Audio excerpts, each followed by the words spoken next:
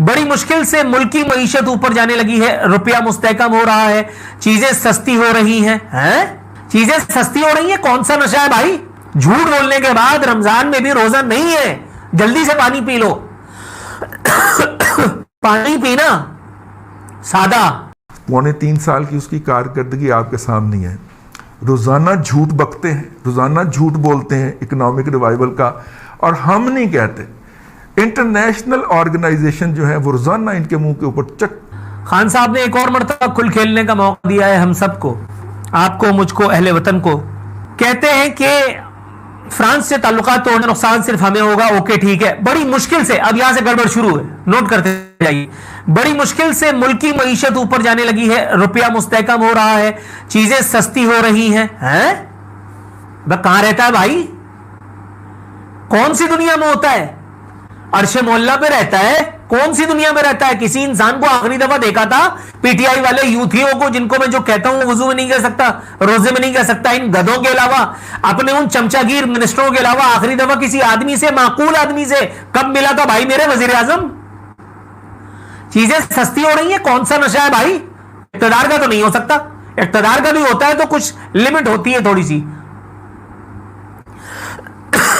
चीजें सस्ती कौन सी हो रही है भाई? तेरे टीवी में हो रही होंगी, ये तुम्हारे मोबाइल में मुराद सईद ने करवा दी होंगी और तुम तालियां बजा रहे होगे, या शेख रशीद ने करवाई होंगी और तुम सब मिलके तालियां बजा रहे होगे। चीजें महंगी हो रही हैं, बंदा खुदा। झूठ बोलने के बाद रमजान में भी रोजा नहीं है, जल्दी से पानी पी लो। पानी पीना सादा। मुल्की मईशत ऊपर जाने लगी है, रुपया मुस्तहकम हो रहा है। कद्दू? कौन से मुल्क का रुपया मुस्तहकम हो रहा है भाई? कौन सी मुल्क की मईशत मुस्तहकम हो रही है? तुम आसमां की बुलंदियों से लौट आना, मुझे जमीन के मसाइल पे बात करनी है भाई। तुम तो अपनी मचान से भी ऊपर चले गए हो और लगता है उससे भी ऊपर जाने वाले हो अनकरीब। कहां हो? हमारे यहां वो एक साथ थे, अल्लाह गरीब रहमत करे, वो कहते थे पगले बहुत ऊपर जाएगा और अगर अपनी हरकतें नहीं सुधारी तो सीधा ऊपर जाएगा। क्या रहो? अल्लाह अकबर। फ्रांस, यूरोपियन यूनियन, ये बात ठीक है, यूरोपियन यूनियन से आप पंगा लेने की पोजीशन में नहीं है, आपके पास अपना कक नहीं है, आप सब चीजें उधार पे लेते हैं, आप सब चीजें भीख में लेते हैं। आपके सदर और वजीर आजम तक को जो इमदाद की मांगी हुई वैक्सीन मिल रही है, ज्यादा फन्ने खान बनने की जरूरत नहीं है। नस्वार, मसवाक और चारपाई और इतर 4 चीजें हमने बनाई हैं, इसके अलावा कद्दू कुछ नहीं है हमारे पास, अपनी हेकड़ी और फिरौनियत के अलावा। तो चुप करके बैठो, चुप करके बैठो। यहां तक मैं बात आपकी ठीक मान लेता हूं। कहते हैं कि जब टेक्सटाइल सेक्टर पर दबाव आएगा तो महंगाई होगी, बेरोजगारी बढ़ेगी। अभी लोगों को नौकरियां मिल रही हैं, अभी मोईद यूसुफ को मिली है, मुराद सईद को मिली है, तुम्हें मिली है, तुम्हारे ममनून, क्या नाम है वो मौजूदा दौर के ममनून हुसैन का, वो डेंटल, आरिफ अलवी शीदे को मिली है, वो फवाद चौधरी को मिली है, शेख रशीद अहमद को मिली है, और माजे फीके ताए को मिली है, और किसी को नहीं मिली है भाई।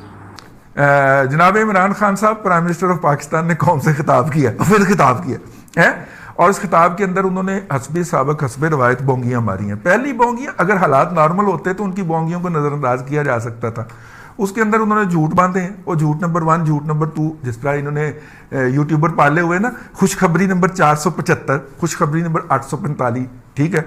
उस तरह इमरान शफकत साहब ने एक वीलॉग किया कल, झूठ नंबर 1, झूठ नंबर 2, झूठ नंबर 3, तकरीर में 6 झूठ उसने गिनाए हैं, जो डेयर डेवल मुंह पे बैठ के उसने झूठ बोले हैं। साथ रिजवी साहब जो हैं, उनके हवाले से जब वजीर आजम ने ये कह दिया कि इसके ऊपर कोई बात नहीं हो सकती या इसके ऊपर कोई मुआहदा नहीं हो सकता, तो उसके बाद मुज़ाकरात जो हैं वो तो लायानी हो गए जी। मैं जिस वक्त वीडियो रिकॉर्ड कर रहा हूँ उस वक्त तक मेरी खबर के मुताबिक, जो मैंने 2-3 लोगों से कंफर्म की है, कि एक बरेलवी उलमा कराम का एक वफद तैयार किया गया, अब्दुल खैर साहब सिंध से मंगवाए गए, उनकी जो है वो सरबराही के अंदर वो वफ्द मुज़ाकरात करने गया जेल में, और जेल में उन्होंने बाकी सारी मीठी मीठी बातें की। इन द मीन वाले प्राइम मिनिस्टर साहब खिताब भी फरमा चुके थे, तो उन्होंने कहा साद रिजवी साहब से कि आप एक वीडियो प्रोग्राम रिकॉर्ड करवा दीजिए। साद रिजवी साहब ने फिल वक्त, जब तक मैं ये वीडियो रिकॉर्ड कर रहा हूँ, इनकार कर दिया, चिट्टा तोता इनकार कर दिया। उन्होंने कहा मैं वीडियो रिकॉर्ड नहीं करवाऊँगा। ठीक है। और बेशर्मी की और गैर संजीदगी की हद ये है, अब ये देखिए कि इन मुज़ाकरात को नाकाम कौन बनाना चाह रहा है, इन मुज़ाकरात को नाकाम कौन बनाना चाह रहा है उसका आप अंदाज़ा इससे कर लें कि एक होते हैं जनरल साहब, ठीक है, वो ही ग्वाल मंडी वाले, उन्होंने वो एक वीला कट मारा है और उसके अंदर उन्होंने बताया कि साद रिजवी जो है वो नशा करता है, ये तो क्वालिफाई नहीं करता था अपने बाप की जगह पे आने को, और वो तमाम बकवासियात जो कि इस वक्त लबैक वालों के जज्बात को हर्ट कर सकते हैं और उनको गुलूमी कर सकते हैं। लाशें पड़ी हुई हैं उनके घर, ठीक है, उनके घरों में लाशें गई हुई हैं और उन लाशों की मौजूदगी के अंदर आप उनके जो लीडर हैं उसको गालियां बकना शुरू हो गए। इसका मतलब है जर्नैल साहब जो हैं, ये साहब जो हैं ये बुनियादी तौर पे किसी किस्म की जो निगोसिएशन है या किसी किस्म का जो एग्रीमेंट है उसको सैबोटाज कर रहे हैं, ठीक है। तो हम तो जो है उनको उन्हीं का ही नुमाइंदा समझेंगे, है जी। हाँ, तो क्या करें, अब वो इसके अंदर कूद पड़े हैं, उन्हें ये वीडियो रिलीज़ नहीं करना चाहिए थी। इसके अलावा पीटीआई के जो वज़रा हैं उनकी बकवासियात सामने आ रही हैं और वो साद रिजवी और खादम हुसैन रिजवी रहमतुल्लाह अलैह और उनके दूसरे लोगों के बारे में बकवासियात कर रहे हैं। ऐसी सूरत में आप जो हैं वो चाहें जो मर्जी कर लें, ये कोई मुज़ाकरात का माहौल तो नहीं है ना यार। ये कोई, मेरा मतलब है कि किसी के साथ कोई पीसफुल, वो लाशें उठा के बैठे हुए हैं, लाशें लेके बैठे हुए हैं, उनको घर भेजने का वक्त नहीं है। ये वही बकवासियात है, ये वही बकवासियात हैं कि मैं लाशों से ब्लैकमेल नहीं होऊंगा, ठीक है, मैं इनसे ब्लैकमेल नहीं होऊंगा। वो लाशें लेके बैठे हुए हैं, ठीक है, वो कह रहे हैं कि हम दफनाएंगे नहीं। तो इसका मतलब है कि आप उन्हें इस्लामाबाद आने की इनविटेशन दे रहे हो ना। वो जो उनके हैं एक कायद जो हैं टीएलपी के, उन्होंने तो पहले कह दिया है ना कि हम इस्लामाबाद जाएंगे ये डेड बॉडीज लेके। और उसके बाद सिराजुल हक साहब जो हैं और मौलाना फजलुर रहमान ने कहा है कि अगर ये इस्लामाबाद जाते हैं डेड बॉडीज लेके तो हम इनके साथ जाएंगे। तो कर लो गाल, अगर भी कोई भी संजीदा हुकूमत होती जो अपने तौर पे चल रही होती या चलाई जा रही होती तो उसका रिएक्शन डिफरेंट होता। वो इनको रोकने की कोशिश करती, इनको पुरसा देती, इनको दिलासा देती। वो कमिश्नर जिसने सफ़ीर को निकालने के मुआहदे के ऊपर दस्तखत किए, वो उस अहमक शख्स को फारग किया जाता, ठीक है। वो कैसे कर सकता है लोकल एक ऐसा मुआहदा जिसके इंटरनेशनल रिपरकशन हो सकते हैं। ये बात मैं अपने पास से नहीं कह रहा, ये प्राइम मिनिस्टर साहब ने अपनी तकरीर के अंदर फरमाई ना मंडे वाले दिन। तो अगर वो नहीं जा सकते थे तो फिर वो मुआहदा कैसे हो सकता था? और अगर वो मुआहदा हो गया था तो वज़ीर आज़म साहब माफ़ी मांगते कि जी वो गलती हो गई है, मैं ये कमिश्नर को और ये अपने दो वज़रा जिन्होंने इसके ऊपर दस्तखत किए थे, ये एक जो नूरुल हक कादरी है, ना वो नूर है, ना वो हक है, ना वो कादरी है, इसको फारग कर रहा हूँ और शीदे टली को भी घर भेज रहा हूँ, लाल हवेली वापस जाओ और वहाँ पर जाके जूते खाओ लोगों से। मैं इन तीनों को फारग कर रहा हूँ और जनाब हम ये मुआहदा नहीं कर सकते और जो है इससे किसी काम पर बात करते हैं। फार्मूला क्या था जो शुरू में पेश किया गया था? वो फार्मूला ये था कि कौमी असम्बली से एक रेजोल्यूशन पास होगी और ये मामला हम OIC के प्लेटफॉर्म पे लेके जाएंगे। यार कितना मुश्किल फार्मूला था ये। ये इनके अंदर इतनी एबिलिटी नहीं है, इनके अंदर भी और इनके हैंडलर्स के अंदर भी। ये भी बात कहने दें आज मुझे, ना इनके अंदर ना इनके हैंडलर्स के अंदर इतनी एबिलिटी नहीं है कि वो रेजोल्यूशन पास करवाते। कौमी असम्बली से किसकी जुर्रत थी कि वो इस रेजोल्यूशन की मुखालफत करता? आप रेजोल्यूशन जो यूनानिमस पास करवानी होती है वो स्टैंडिंग कमेटी को जाती है, स्टैंडिंग कमेटी जो है वो उसको अप्रूव करती है, उसकी वेटिंग शेटिंग करती है, अल्फाज दुरुस्त करती है और फिर उसको पेश कर दिया जाता है। आप पेश कर देते, अपोजिशन को हम राब्ता करें, हम तो सातवें आसमान, सॉरी हम तो छठे आसमान के ऊपर बैठे हुए हैं पायसनेस की, सेल्फ राइटियसनेस की, ठीक है। हम कैसे अपोजिशन, करप्ट अपोजिशन को हाथ लगाएं? तो हमने क्या किया? तो फिर हमने तुन के रखने का फैसला किया और तुन के रखा तो वो जो है वो इतनी डेड बॉडीज़ गिर गई हैं दोनों साइडों से। और उसके बाद भी मौसूफ ने अपनी तकरीर के अंदर जो वाहियात बातें बकी हैं, मुझे यारा नहीं है कि मैं उसको दोहरा सकूं।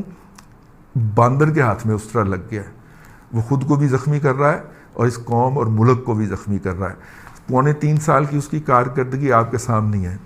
रोज़ाना झूठ बकते हैं, रोज़ाना झूठ बोलते हैं इकोनॉमिक रिवाइवल का, और हम नहीं कहते।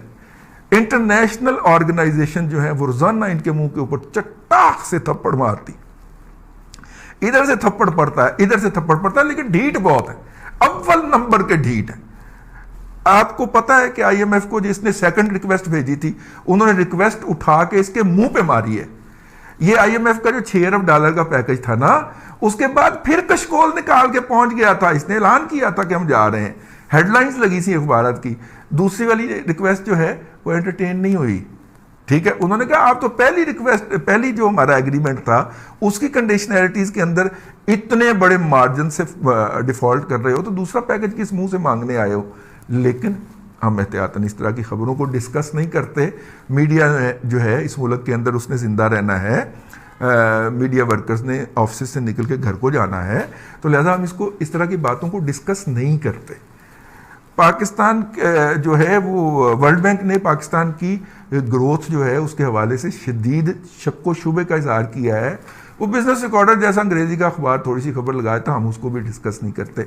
लेकिन यार ये सरेआम आके रोजाना झूठ बोल जाता है मुंह के ऊपर कि इकॉनमी रिवाइव कर रही, केड़ी मामा इकॉनमी रिवाइव कर रही है तेरी, ठीक है।